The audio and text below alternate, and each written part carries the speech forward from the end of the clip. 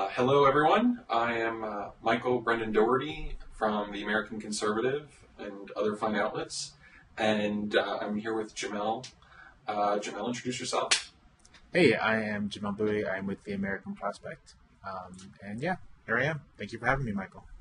You're welcome. So we are talking about a little bit about the end of the world today, which was supposed to end.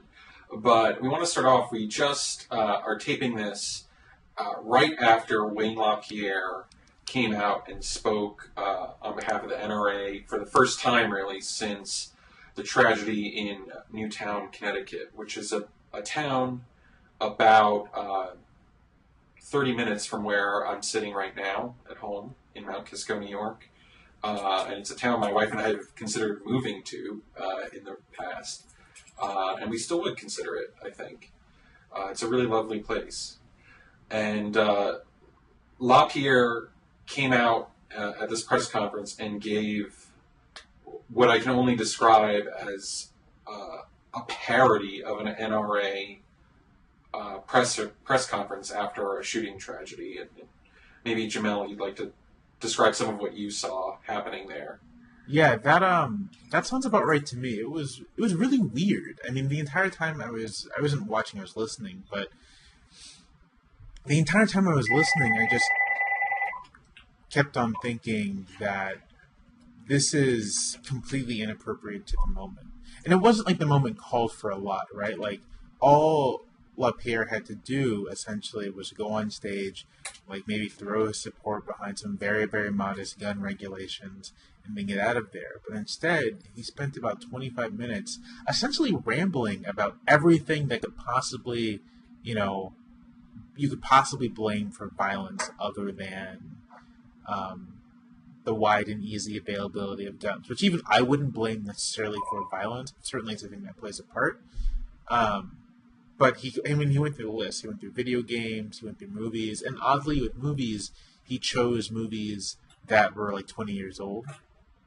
Yeah, all of his cultural references were 20 years old. It was Mortal Kombat, or it was strange. I mean, it was like a time warp.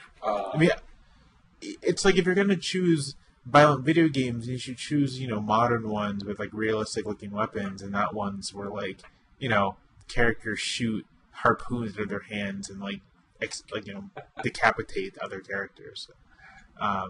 It was just, it's very odd and very defensive and disingenuous. And in the end, he ends up calling for something that I found actually genuinely disturbing, which was a sort of mass militarization of schools.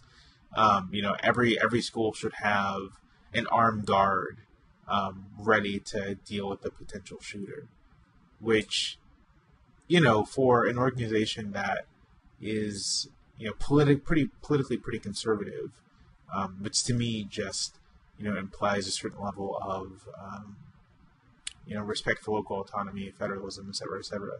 It was just a very odd thing to propose. Right, and what I think is, there are a couple of germane things to say. One is, Wayne LaPierre is not paid to be a consistent small government conservative. That's right. He's paid to advocate for the National Rifle Association, which so he, there are two things. One, that suggestion to militarize the schools, and two, to register the mentally ill. So the first about arming or treating schools, he compared them to banks. Like, we obviously as a society care about our money because we put armed guards at banks. Right. Bank robbery is far more common than school shootings in the United States. Right. I have to say. And I almost, there's a part of me morally that is interested in him expanding on that thought about the way we protect money versus protecting children. But my colleague at the American Conservative, A.J. Jacobs, pointed out that the more gun solution is a kind of abandonment of civil society. Right. And I don't own a gun. I could imagine owning a gun, but I'm one of those kids that grew up close enough to New York City in a kind of liberal suburban family that guns always just freaked me out and made me feel like there was death in the air. And then as I grew up, as I joined the JROTC in my high school, and I went to a shooting range, I was shocked at how careful and responsible and non-scary gun owners and guns could be in the right hands. And I've experienced more of that as a reporter going out into quote-unquote real America and dealing with the type of people that are members of the NRA, most of whom are extremely responsible and careful gun owners. Right. So there's all that. But in my mind, America's gun culture grows out of its frontier culture. And the reason that is because our frontier culture in many ways was lawless. I mean, guns represent your best defense in situations where there is no law, there is no authority, there is no social trust or civil society. And so, A.J. Jacobs said very, I thought, profoundly that, what you're doing is, by advocating a more guns solution to gun violence, you're basically saying, taking a mutually assured destruction view of how society works, that we're only neighborly at the point of a gun barrel. So that, I agree with that. And then on the other side, just the idea of the NRA, who constantly argue that registration is the first step towards confiscation, for them to say that, to argue for the registration of the mentally ill is just, I think it speaks for itself. Right. There's no need to really offer any condemnation for that. It's condemnation in and of itself. Right, and it's interesting because it seems to me, overall, I have a couple of things. Overall gun violence is going down, but there's some evidence that these mass slaughters are increasing in frequency. Or at least I think it's depending on how you count it. If you count mass shootings, the dictionary definition is any shooting that claims 4 or more victims in a short time span is a mass shooting. So if you kind of extend it to everything that you could possibly count as that, then there's not necessarily been an increase, but it's held steady at the same time that overall violent crime has gone down, which itself says something, right? That if it seems to be independent of violent crime trends. But if you count it strictly as Newtown or Aurora style shootings, then there's actually been a sharp increase over the last 10 years. Right. Now, how do you feel? How do you feel, I guess, as a black man, looking at the way an event like Newtown makes the debate about gun violence salient in a way that the deaths of many blacks by gun violence that preceded it this year, though they were not connected in one mass slaughter like this, does that, I don't know, how does that strike you? Because it's something that, when Ross Douthat wrote his column sort of about the nature of evil, he mentioned Newtown as a kind of fantasy place where people like himself and people like me imagine settling at some point. And immediately it struck me that, I don't know, I'd be pretty enraged in a way that only now is gun violence being talked about. So give me a thought on that. I find the reaction completely understandable and doesn't necessarily anger me, right? If in Chicago there had been 26 people killed by a single gun person, I think you'd see a similar reaction. It wouldn't be, because these things are so unusual. I think you'd see a similar national reaction. The problem, with the current violence in Chicago is that these are discrete events over time, and that people already, and I would say this, I'd say black or white or however, people already associate big cities with crime. And so a steady drip of stories about about people dying in gun violence, while terrible, just won't have that kind of impact that it would as a big massacre, as in Newtown. Or I think if there were a big massacre in Chicago, like a single discrete event, it would have a similar reaction. Or if it doesn't necessarily have to be like an idyllic place like Newtown. I think in my hometown, Virginia Beach, had there been something like this, and in all likelihood the victims would have been a cross section of races. You would have seen a similar reaction, just because 26 people being killed essentially at once is just so shocking that it forces people to sit up. Whereas a steady drip of violence isn't really. Like in the aggregate, it's shocking. I think there have been something like 500 killings or gun-related murders in Chicago this year, which is astounding. But because it's spaced out over the course of a year, there's no single event that caused people to sit up and say, "Whoa, that's crazy." Right. So one thing I've noticed.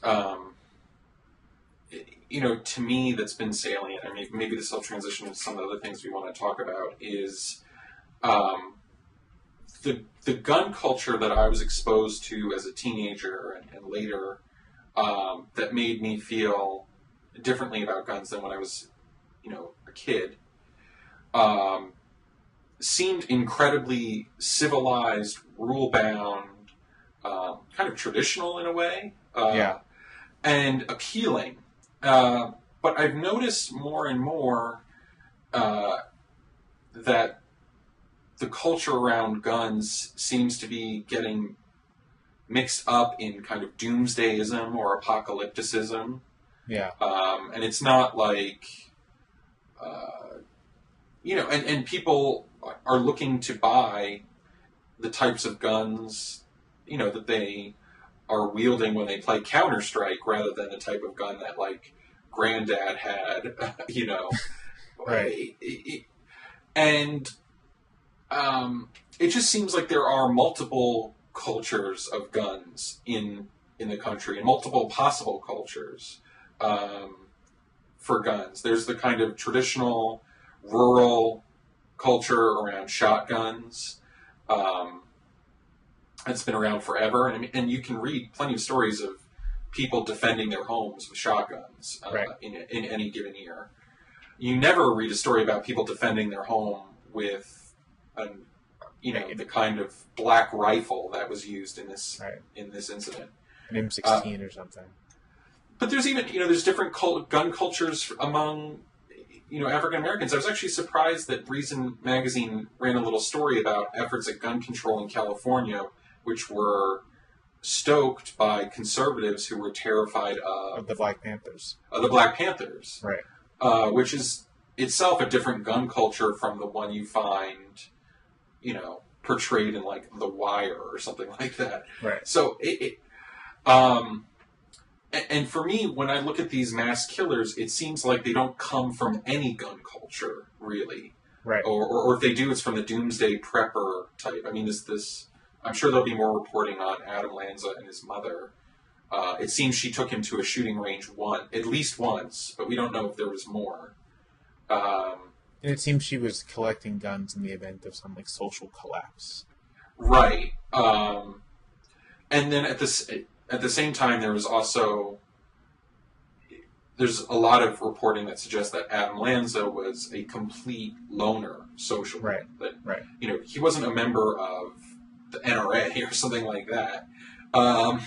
He wasn't a member of a terror cell. He wasn't a member of something that cultivates violence. Right. He was essentially an atomized individual. He had his mother, and that seemed to be it. Right. And it seems also that previous spree killers also emerge from this kind of complete Anders Breivik from Norway. He completely cut himself off from the world. In times for years at a time, he would just disappear. He was a member of a shooting range for a little bit, but then he would just disappear for years. Right. So, I don't think there's a silver bullet. Sorry to use that phrase for stopping these incidents from happening. But there definitely seems to be a profile, and it overlaps with this complete atomization and maybe a little bit of the apocalypticism joined in. I don't know. It's like an anti-culture. I mean, in a way, I almost wish the culture of guns was stronger and more social than it is in the United States. Right. Well, I mean, it's like you made a distinction between sort of like the apocalyptic gun culture and the traditionalist gun culture. I think that's a really important distinction to make. I mean, I know I grew up. My father owns guns.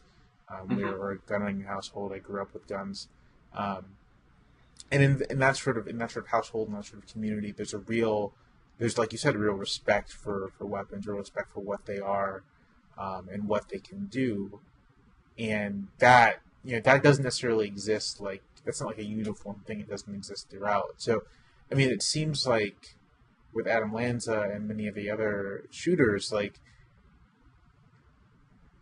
let me backtrack. I think in the traditional gun culture, guns are tools in the same way that a hammer or whatever is a tool, and it's understood that this is a tool that can kill people, that's designed for killing people, killing living things, and treated with the necessary respect. I'm not sure that Adam Lanza or any of the other mass shooters grew up or were involved in communities or traditions that understood guns as being tools. It seems like they perceive them as elements of power, things that can, like, if you are isolated or if you are in need of recognition, there are things that can like fill that need, which is like a very different relationship to weapons, and a much more dangerous one, right? Right. Like that's the relationship to weapon that I think exists in sort of the apocalyptic culture, whereby you own these guns as a way of demonstrating your power to potential intruders or potential people. And that's the relationship to guns that I think the NRA has increasingly promoted, right? Like, it's not as if the NRA is an organization of traditionalists.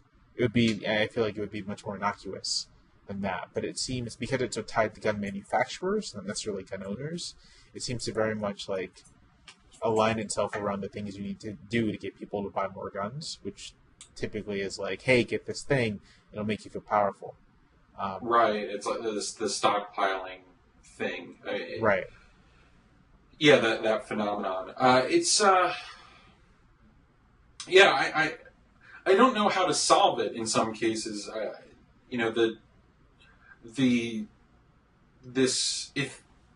If the thesis we're talking about, that there's this corruption of America's gun culture by apocalypticism, and this is not to clear the traditional gun culture of all wrongdoing. I don't think either of us would say that. But if this corruption is happening, it's happening at the same time that the total number of gun owners is shrinking, right? And the total number of guns owned is rising, or at least it's like the proportion. It's like I'm not sure the total number is shrunk, but the proportion of gun owners in the population is shrunk. Like there are more people coming in, right, but fewer buying guns. Right, and that's part of our urbanization over the last 40, 50 years too. Urbanization, ex-urbanization. But anyway, it is striking to me how culturally alien LaPierre is from the rest of the country. And in some ways, how could he help not being? The gun people he deals with are, for the most part, extremely law-abiding, careful people. I mean, I don't think Wayne LaPierre has ever been in a situation where he's been afraid of someone with a gun. Right. Ever. Whereas for the majority of Americans, the presence of a gun on a civilian is intimidating and frightening, and in some cases threatening. Right. So, it is a complete disconnect, and I don't think there's a way of doing of changing it. I mean, the only way I can imagine maybe changing the gun culture from top down are either, confiscation of weapons, which won't happen, is not politically possible or feasible, or some kind of universal draft, the type that you see in Switzerland or elsewhere, that sort of imposes a gun culture on the country in that way, and then sort of has a follow-up effect of increasing membership in local ranges and clubs. I mean, if you go to a local range, the people at it are usually the people most terrified of unstable, unsocialized people owning and wielding weapons. Right, exactly. I mean, so, I was going to say that, I mean, that point about, like, unstable and unsocialized, and I'm not even sure it's, like, I wouldn't even go as far as to say unsocialized. It's like a combination of instability, like, and, like, because, like, I like the word atomized because it captures what I'm trying to say. It's not necessarily that you're unsocialized, but that, like, you perceive yourself as being sort of like not having any real connections. Cut off, yeah. You're abandoned in a sense, right? And so I'm just like kind of thinking, and I think that's because I'm not sure there's obviously things you can do to reduce gun violence on the margins. I'm not terribly sure there's much you can do to reduce mass shootings. I think there are things you can do to perhaps reduce the lethality of mass shootings, right? Like, Yeah. But that itself is sort of just like, mitigating. Like, you could have the same number of mass shootings, but if they're less lethal, then that's a gain. But it's like not, they're still the same number of mass shootings. But I sort of think that, like, part of this, I don't want to sound like callous or anything, but like, I'm thinking to what I have in my head at the moment is last week or 2 weeks ago there was the case down in Florida where the guy at a convenience store was like sitting in his car, and there was an SUV full of kids listening to loud music, and he goes over to them and he's like, "Hey, turn on your music," and they say, I mean, they're teenagers, and they're like, "Well, no," and then he pulls out a gun and opens fire on the vehicle and kills one of them. And so in my head, I'm thinking, I'm not sure this guy would have gone over to these kids if he didn't have a gun, first. And second, he doesn't seem like unbalanced or anything, but it seems like he is sort of, he's atomized. He feels like everyone's potentially a threat to him. Right. And that's sort of a thing that I'm not sure how you deal with, because I think it might be a thing that's just, the product of living in, for some people, well, it's a product of living in an increasingly diverse, high population country, where you're just going to have some people who feel disconnected from everyone else. And it's not like this is an American problem necessarily. Like in Japan, for instance, you have an entire class of young men who are essentially shut-ins, like just kind of broken off from mainstream community, in a similar sort of like,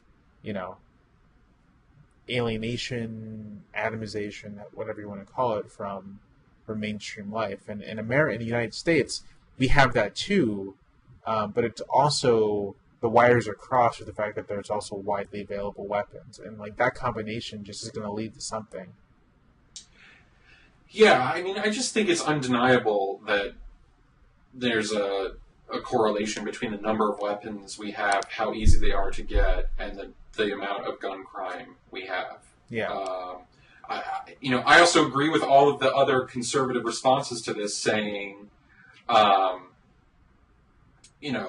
we have a history of violence, a frontier culture history of unsettled land where people can't depend on local constables and authorities, like cops, to intervene to save them.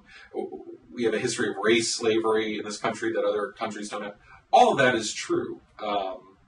But it's just also true that the availability of guns, the easy availability of guns,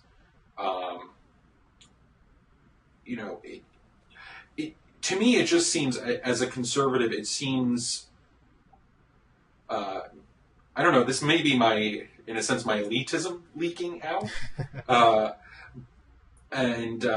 But it just seems wrong for people to be able to obtain lethal weapons that have the lethality that these weapons have without being initiated into some kind of institution or culture that governs their behavior. Like, right. I'm a traditionalist that way. I'm not a libertarian. Right, and yeah. I was going to say, and I think, I think you're absolutely right. Like, and I think that's sort of, if we're interested in sort of large scale solutions to the problem of gun violence and mass shootings, and because really, guns are more likely to like kill accidentally, right? Like it's not so much that like you have like mass shootings and sort of like predatory gun use is not like the chief problem. The chief problem is that the presence of guns like escalates things. So like a conflict that may have just been solved with fists or knives, and thus less lethal, is elevated to a conflict with guns because they're available. And it seemed like you solved that problem by exactly that, by turning, much in the same way that when you get your driver's license, you go to court, the judge like lectures you, at least in where I grew up, the judge lectures you, says that this is a responsibility, that you're sort of like entering a community of drivers who have responsibility to each other as drivers. Owning a gun should come with something similar, that like you are, like you said, forced into a community of ownership, which you have particular responsibilities. That if you're not mindful of those responsibilities, there are consequences. That's right. In a way, this is a case for nationalizing the NRA, right? It's like, I'm half joking, because the NRA actually does have safety and training programs that could be useful if applied to a much larger segment of the gun-owning population. But in a sense, obviously they are, as we saw today, maybe still a huge obstacle to finding some solutions at the margins. Right. I mean, and I should say, like, there are plenty of things that we haven't even really tried. Like, one of the things that I think would actually work really well and has been the subject of some discussion, not to mention a very old Chris Rock joke, is just taxing bullets. Right? like not. There are types of bullets that are designed for use in like military grade weapons, right? So like, if you're buying ammo for a hunting rifle or a shotgun, there shouldn't be a very heavy bullet tax on that. But like if you are buying large caliber rounds, if you're buying rounds for a handgun, then maybe there should be 50% tax. Which for stockpilers might not do much, but you can imagine, right? Like a gang or something, some criminal organization that doesn't have massive revenues, saying to itself, but we can't actually afford to buy as much ammo as we need, so let's not. Right, and you could also, you could also carve out exemptions or ways for, say, a regulated shooting range could get around that, right? Which is, so the complaint about raising the price of bullets is that, well, hey, I shoot the most. I go to a shooting range and I unload 100 rounds in a day. That would be, but you could easily carve out an exemption where at the shooting range somehow it's cheaper because you're in a controlled environment and you don't take those bullets out of the facility. Right. I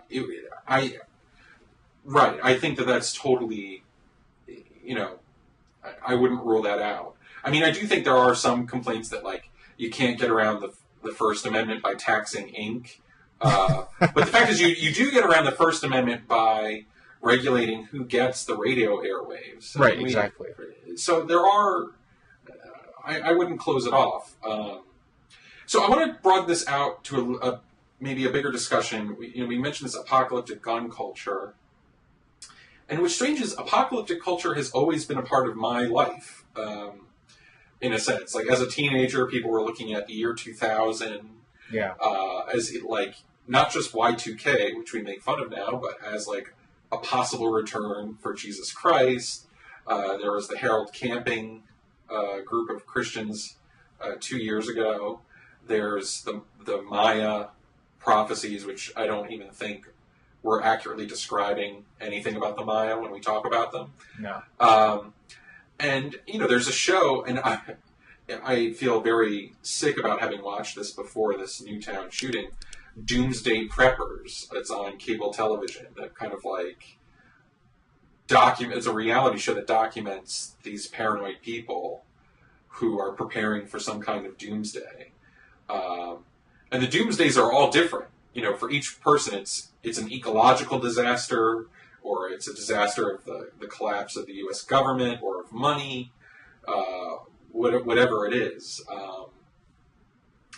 And I think in America it's particularly acute because I guess my own belief is that we're always living through a kind of apocalypse, in the sense that of exactly what you said.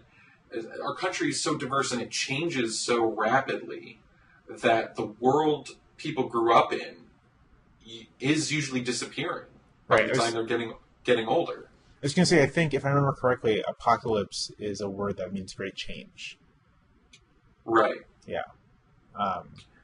No, I think that's absolutely right. I think the United States is sort of an odd case, right? Because we have this, there's this very messianic strain of American thinking that's existed since before America was America. Right. And throughout, throw a dart on a timeline of American history, and you'll find a point where there were apocalyptic movements, there were messianic movements. Lincoln came out last month and lots of Civil War conversation. For freed slaves, the Civil War was, in some sense, like the apocalypse, right? Like the entire order of things was shifting. Right. If you read slave letters or slave narratives or whatever from the era, letters from freedmen or what have you, there is a real strain of like this, we are on the verge of like a sea change in human events thinking among people freed and people, just observers.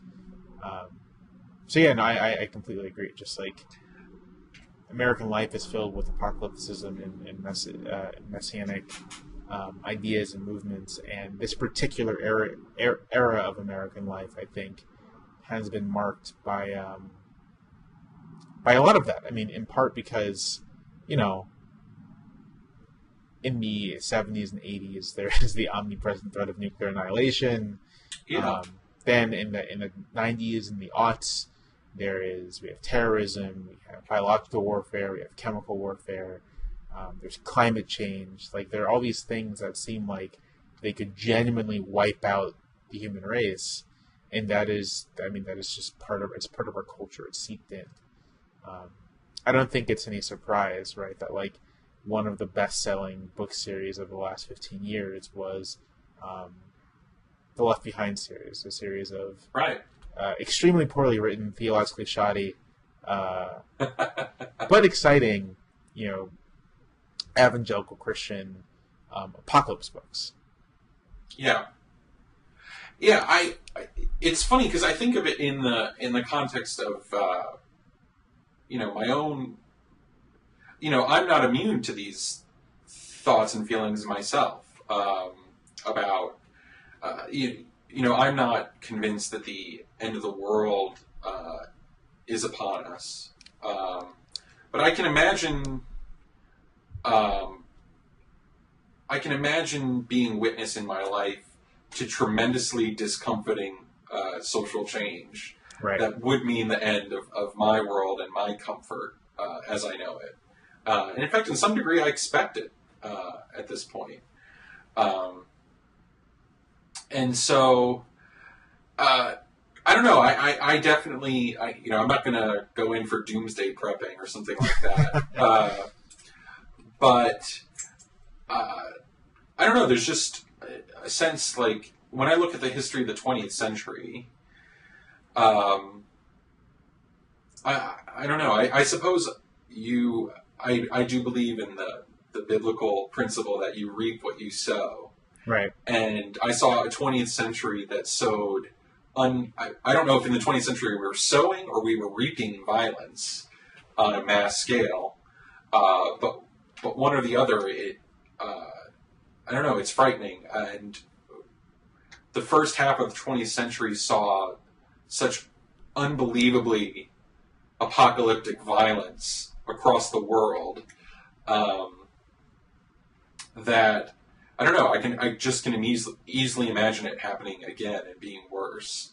And I do think that I don't know if that's unreasonable, but it certainly it can shade our thinking and feeling when we see the certainties we grew up with start to fall apart. I just that veil of darkness does seem to be hanging over, and it feeds into these weird enthusiasms, and sometimes distracts from others. There was a very funny Onion article this week about a man prepping for the Maya apocalypse, even though he'll surely die in the eastern seaboard flood of 2037 or something like that.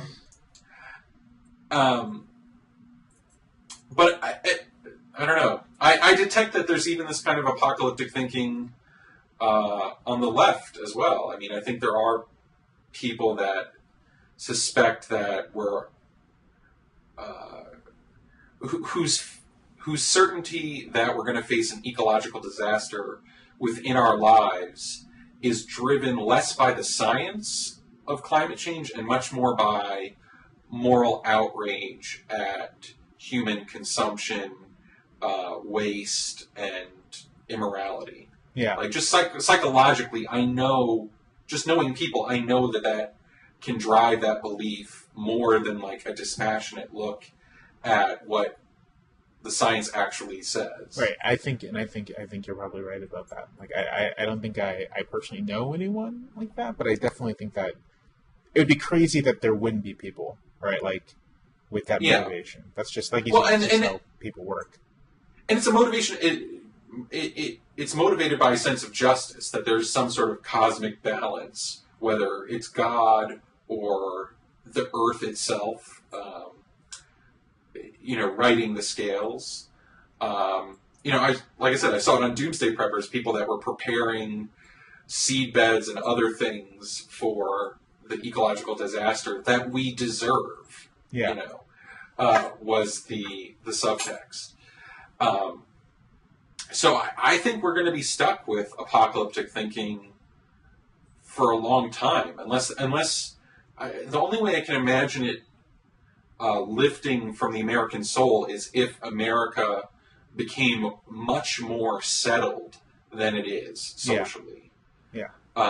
And I don't expect that within my lifetime. Right. I mean, I don't either. And again, I think this particular, because I do feel like relative to other points in our history and sort of worldwide, there's just more apocalyptic thinking. It's just like sort of a thing that's in the air. And I do think it has everything to do with kind of the particular circumstances of the 20th century, right? Like, the 20th century was the first time in human history where people actually glimpsed what the end of the world might look like. We collectively realized that it was within our power to end the world. And like that collective realization is not going to go away anytime soon, in part because it sort of is, it's the status quo now. Like, 1,000 years from now, if humanity is still around, there it goes, apocalyptic thinking. 1,000 years from now, humanity will still have the ability to do that. Yeah. Likely, unless of course we've tried to exercise that ability and returned ourselves to absolute Stone Age technologically. Right.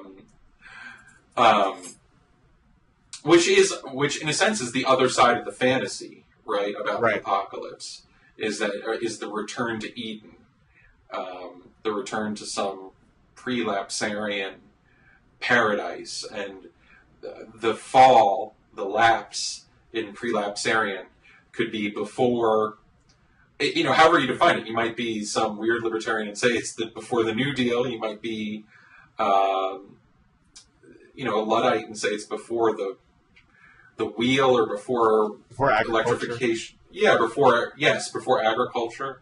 I once interviewed this fascinating woman, Leah Keith, who, would like to see the population of humanity diminished by a few billion in order to have a sustainable Earth that we're not skinning through agriculture. So she too is hoping that, or anticipating that the Earth will right the scale. That in a sense that ecology will enforce justice at some point. Yeah. On us. And I don't know, it's also probably part of our inheritance religiously. I mean, as the West, as the post-Christian West, there's always going to be this kind of ghost of the apocalypse stalking us, right, in a way that maybe it doesn't in other cultures. And just particularly American Christianity, which is just so heavily influenced by like millennialist thought. Right. That there's just no, if American institutions are partially a product of Protestant Christianity, then within the American flavor of Protestant Christianity is just like a very teleological view of human history. I mean, hell, we see it sort of in how ordinary Americans just like understand the country's place in the world as sort of the world is careening, or not careening, but sort of on the path towards something like America. Oh yeah, right.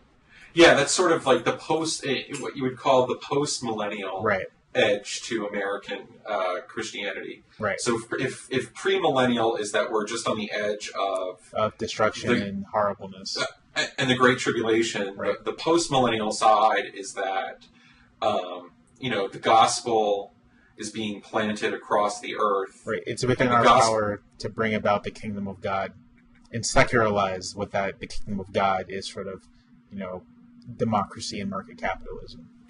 Yeah, I mean, it's funny, you see that especially if you look at some of the literature, like the interwar literature in America, like from the 1919, 1920, and to the 1930s.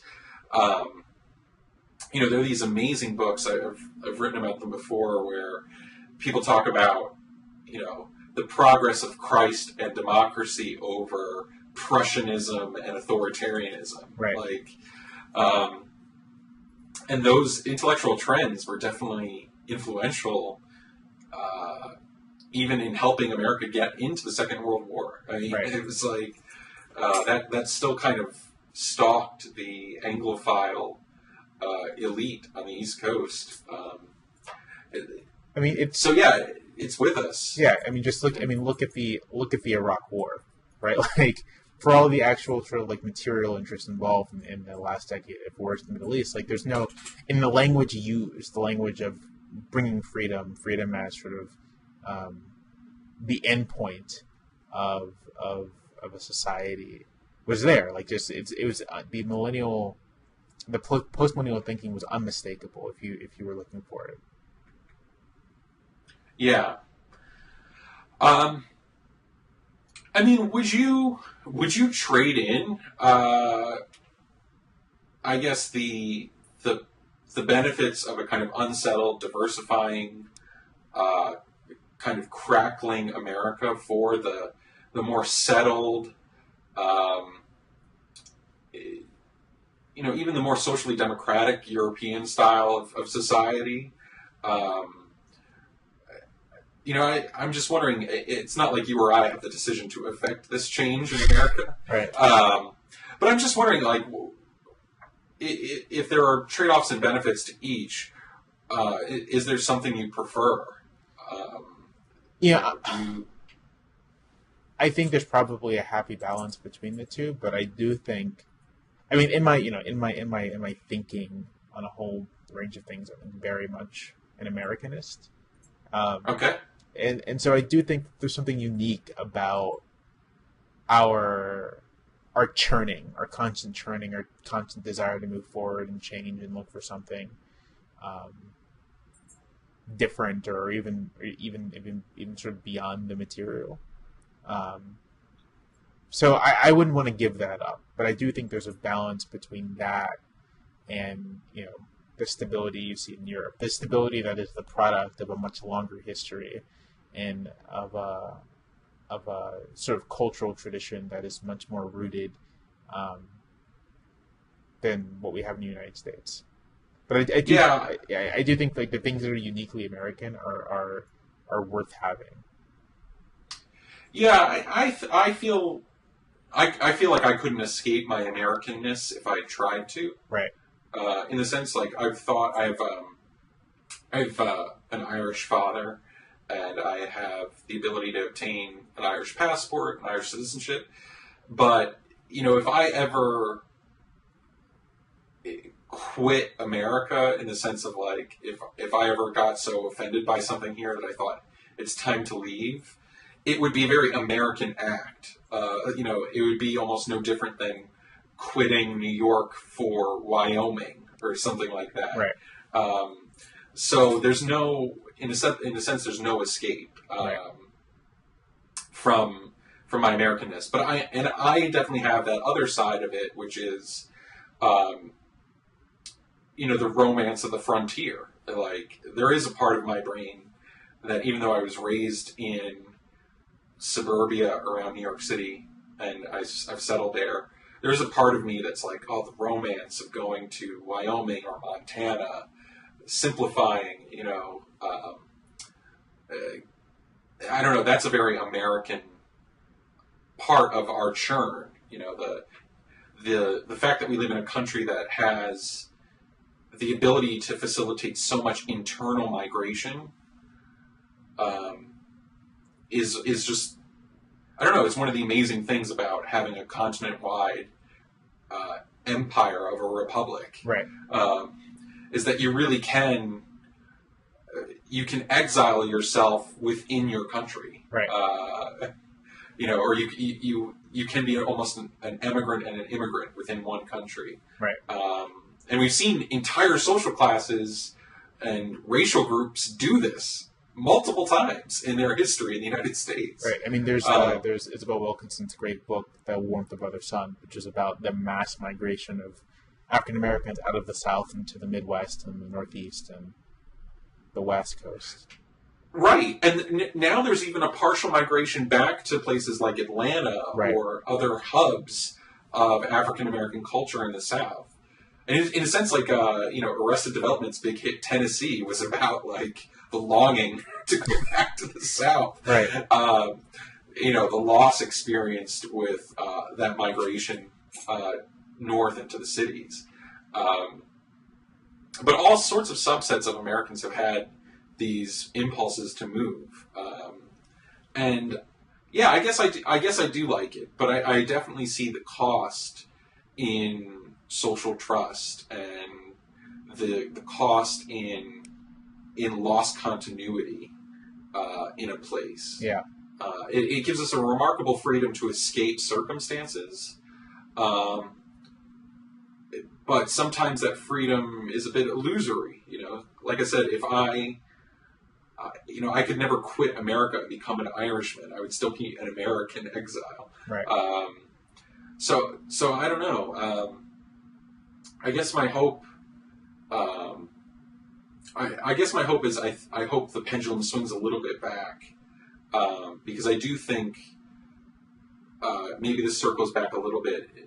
It's maybe a little bit too broad and too facile to say it, but I do think the churning and diversity we have allows for and facilitates atomization for people. Yeah. And I live in an apartment building, and I know maybe 6 people in my apartment building.